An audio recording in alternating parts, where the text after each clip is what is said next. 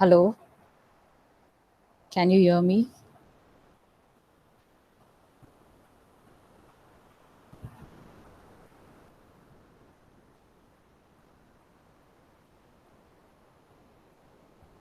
Hello,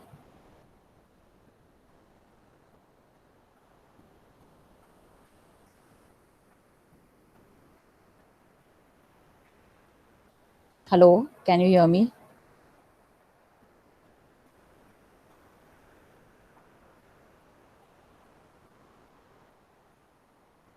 Okay, so I'll start with the lecture. Today, we'll be talking about structures in C. So I'll just introduce today briefly the concept of structures in C.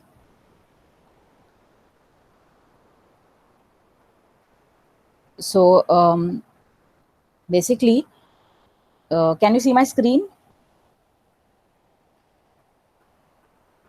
I cannot see all of you on chat. I can see only Varun on chat on the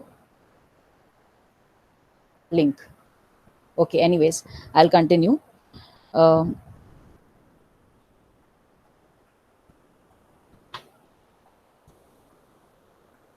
so all of us know what a database is.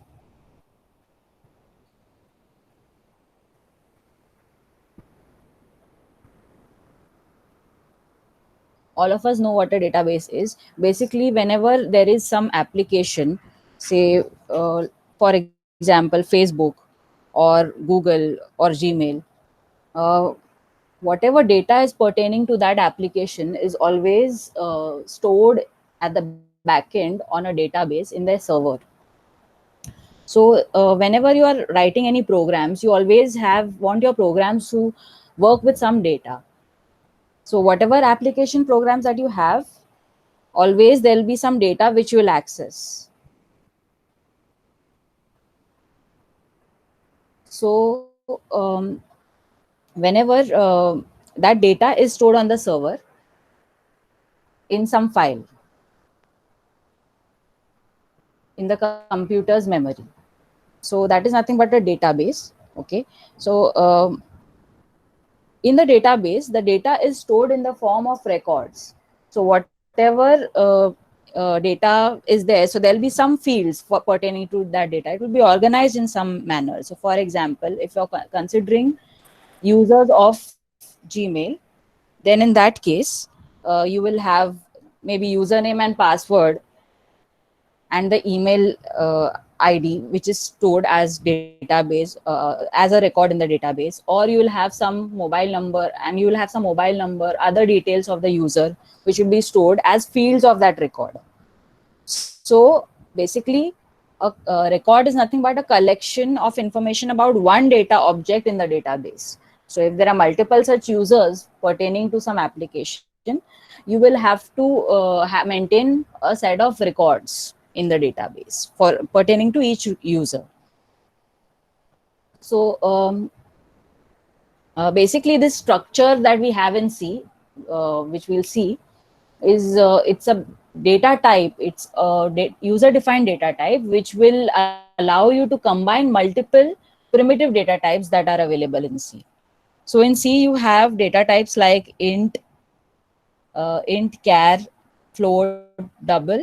All these data types are primitive data types. So when you want to form a record to logically mean something in the real world, you can combine all these data type into one pertaining to that logical object in the real world. And that is nothing but a structure. So you can use a structure type, which is a special user defined type which can combine multiple primitive types to form a record. You can also have something which is known as a hierarchical structure. So a hierarchical structure is nothing but a structure which will contain multiple structures. So we will see how we define a structure in C. you have already done some practical earlier on structures in C. Now we will see the concepts, and we'll see a few programs today which will make the concept of structures even more clearer. So first of all, let us start with the syntax. How do you define a structure in C? So this is a way in which you can define a structure in C. We use the typedef keyword. Typedef is used to define a user defined type in C and give it a name. So you can create your own type in C using typedef. So what you do is you say typedef followed by the struct keyword. The keyword is struct for creating a structure. Then the curly brackets followed by the type and the type, the list of the types that you want to include in your structure. So type 1 id list 1, type 2 id list 2, and so on. So you can have n number of fields basically of the record which you can club together into your structure, and then close the curly brackets, and then you are giving this a type. So you give it a type. The type, actually basically you're naming this type. So you're creating a structure and you're giving it a type. So we'll see the example. The example is, suppose you want to create a structure for a complex number. So in that case, you know, the complex number consists of two parts, real and imaginary. So the real part uh, is one of the components of this structure. So you say double real underscore pt, that is the real part of the complex variable, and you have the imaginary part. So these two parts together form the complex number. So you say type def struct open curly brackets. Inside that you list all your components. Each component you uh, will have a type. If you have multiple components of the same type, you can put a comma as usual and write it. So I can write the same thing as double and real underscore pt comma image underscore pt. So I can write the same thing as that. We'll see in the program. And then close the curly brackets after you're done with all your components, structure components. And then what you do is you simply name the type. So you name the type as complex T. So the advantage of using this type def is that you can use the type name like you use normal variables. So in a normal variable declaration, for example, I have an integer variable. How do I declare it? How do I declare an integer variable? So I say int a. So that is my normal integer declaration. Similarly, if I use typedef to create structure variables, then what I can do is I can simply say the type name, the data type name, the user defined data type name, the struct type name that I've created, followed by the variable of that type. So that is the advantage of using typedef. The same thing you can do without using typedef. So in that case, the variable declaration will change. You have to mention the struct keyword again and again. If you do not use typedef, you have to mention the struct keyword again and again. Let me show the example here in the program. So first, I will show both ways. First is without using typedef. I'll just save it.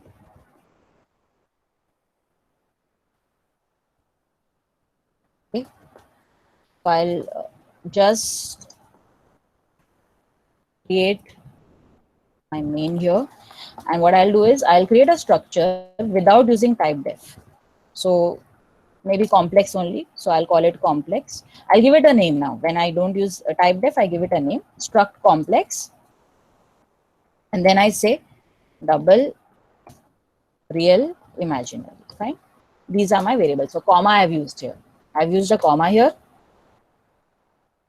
because I can because real and imaginary both have the same type. Okay.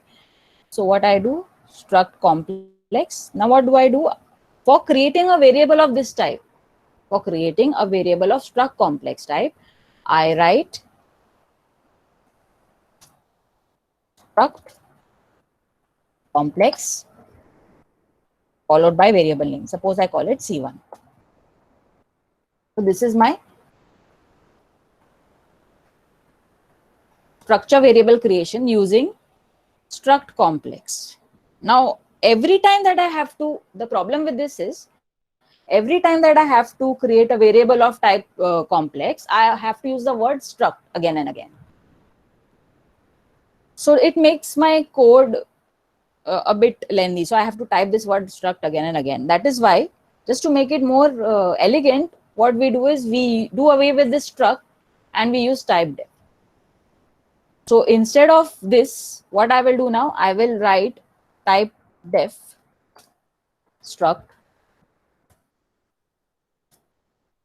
I don't give it any name. I can give a name if I want to. So I can write something like this. And here I will just change this to me. So type def, this is the type, original type. The struct, this is the original type. Okay. And I am renaming this type to complex underscore t. So now instead of this, what I can do is I can use complex t C1. So that is what I can do.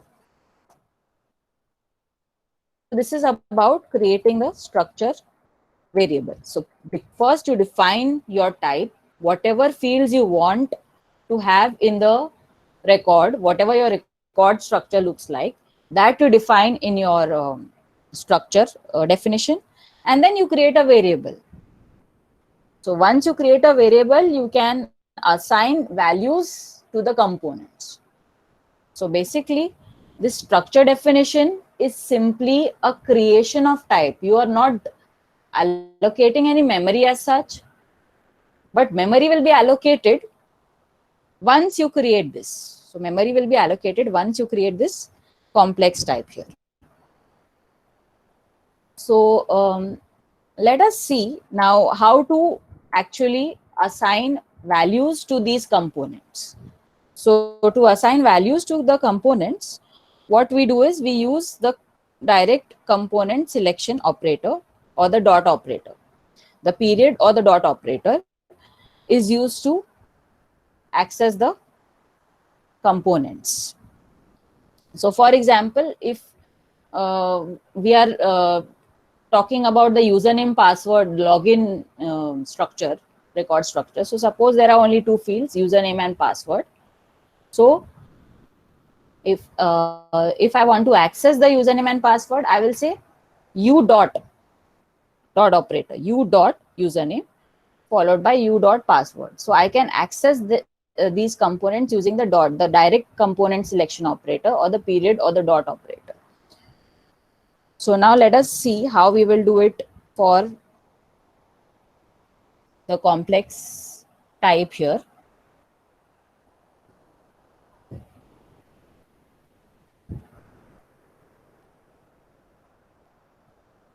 Okay, so what we will do is we will create a function.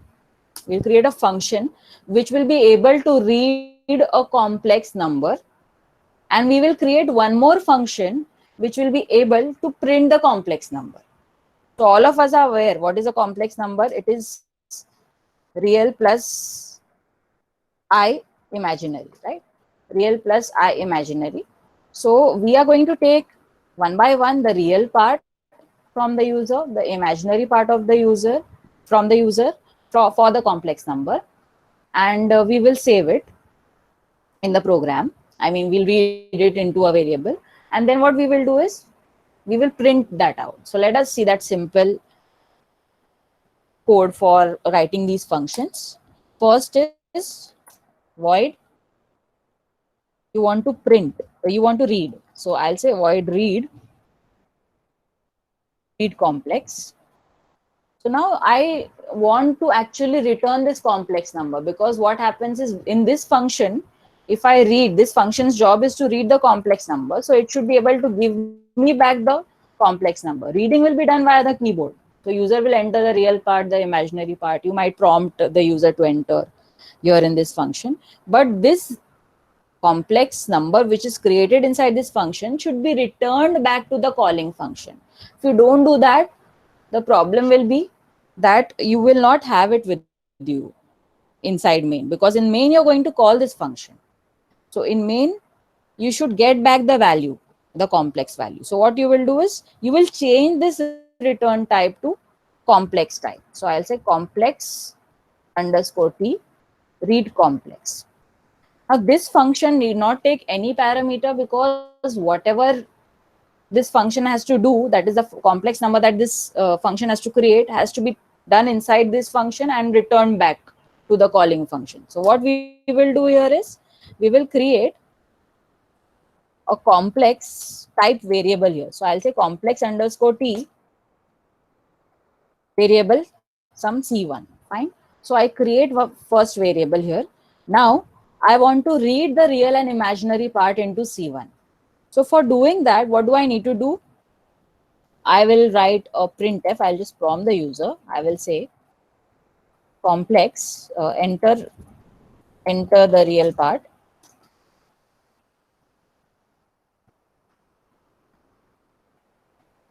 And then print scanf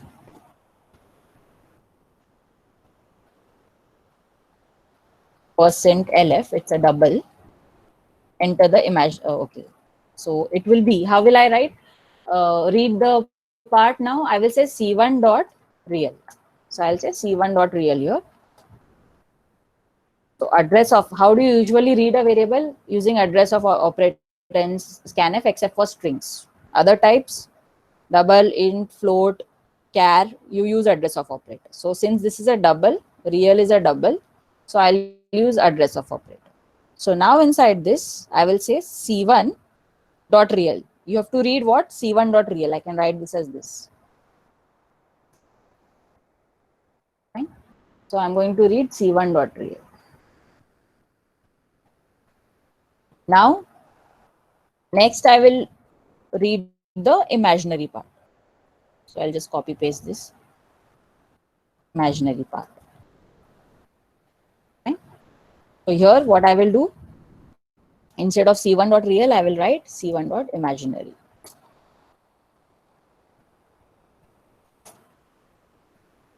This function has to return the complex number. And where is that complex number? It is in c1. So I simply say return c1. So what I do is I return c1. So this is my read complex number. So inside main, I can call this function. How will I call this function now? So inside main, I will say a complex t c1, because this function will return some value. It has to be held in some variable inside main. I need to write a call like c1 equal to read complex. So the call will be c1 equal to read complex. So what will happen? Whatever variable you have declared in main will be allocated these values, whatever values are given here. So c1 is equal to read complex. Similarly, I write a print complex. So what will be the return type? It will be void. You're simply printing, you're not returning any value. You're simply printing the complex number in some convenient format, print complex. And as a parameter, what will you have? You will have the complex variable. So you will say complex C, some complex C.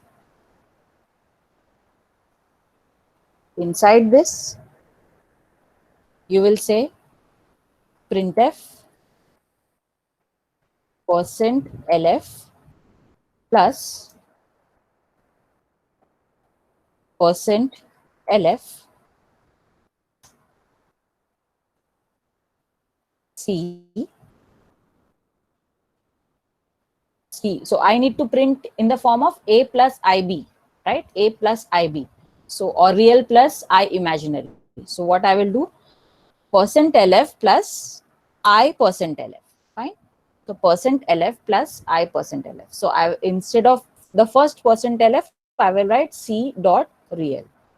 Instead of the second %lf, I will write c dot imaginary, image. Fine. I can put this on a new line just to format.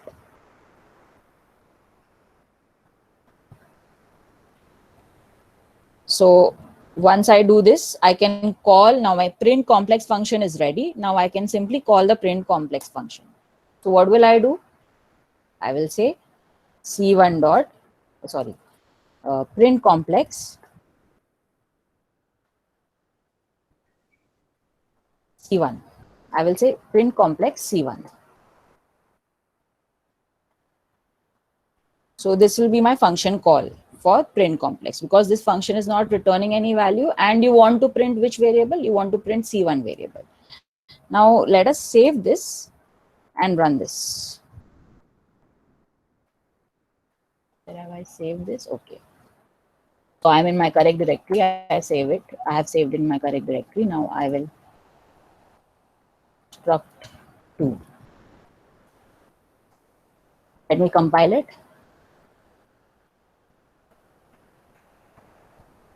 So it's compiled without any errors. When I say A, I will run it. It is asking for the real part. It is asking for the imaginary part. And this function has worked correctly. This is my scan function, the read function, read complex function. It has worked correctly, because when I called print complex, it is correctly printing 3 plus I4, which it should print. So I'll just pause for a while and let me see. Okay. Do you have any doubts here? You can just type on chat. Anyone has any doubts? You could hear me? Can you please reply? Can someone please reply? You could hear me clearly? Okay.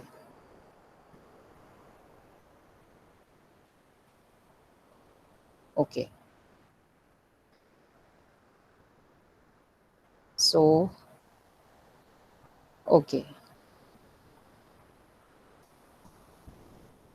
Okay. So I'm just going through your doubts. I'll just respond one by one.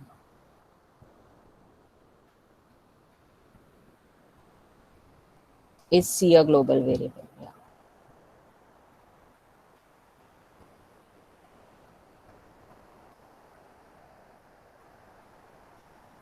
Okay.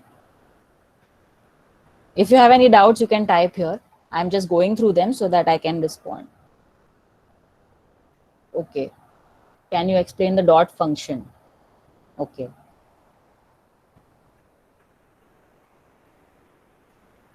Okay. So I've got 2 doubts here. I'll just clarify them so that if others have similar doubts, they also understand the concept. The first question is C a global variable? Okay. So C is a function parameter. Whatever I have written here, complex T, C, it's a function parameter. A function parameter is always a local variable. It's basically, now it's in a function. So it is actually a formal parameter of the function, right? So it is not a global variable. A global variable is something which you declare outside the scope of any function. Okay. Now what we have done is this complex type. This type declaration is global because I've declared it outside any function scope. It is not inside any curly brackets. It's outside main, it's outside read complex, it's outside print complex. So this is a global type. But variables, whenever we declare, we should not make them global. We should put them inside function scopes. Because when you declare global variables, then they are available to everyone. So any program can actually modify it. Just remember that any program can actually modify them whenever they are in a global scope. So that is the reason why complex type that we have declared, it is declared as a global type. If I put this declaration, same declaration inside main, then what will happen? It will only be available inside main. I can write this definition inside main. It will work, but only inside main. This will not be accessible outside main. So that is why the types, whatever structure types that you declare, have to be, the types have to be global. And the variable declarations that you have, they have to be local. Second is the dot. Second question is the dot. Let me see, I have got more questions. Some more questions. Okay.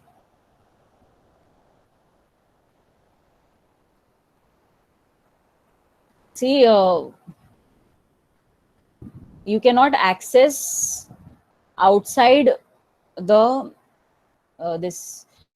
You cannot access this stream outside SPIT email. I mean, some other email you cannot access this. You'll not be able to see the presentation. So please log in via your SPIT email ID.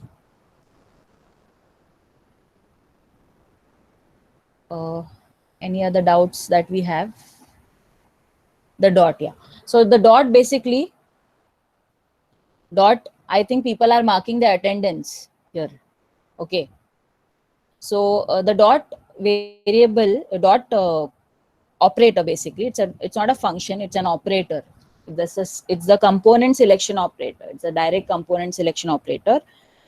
So since we have seen that in a structure, let me go back to my program. In the structure, since it's pertaining to some record or some type, it is a combination of multiple types. So it is having simple types inside. So like in complex, you are having double, real and image. Real and image are components of complex. So how do I access the components? I cannot directly access the entire record. I have to access field wise. So I want to say, for example, username ID, user ID and password for a user, Google user, or for SPIT user. Then what do I have to do? I want to access the username and I want to see whether you have put in the correct username. If I want to access the password, and I have to check whether, validate your password, whether whatever you have entered is the correct password or not, right? That is what I need to do. So how do I access the individual components? I access the individual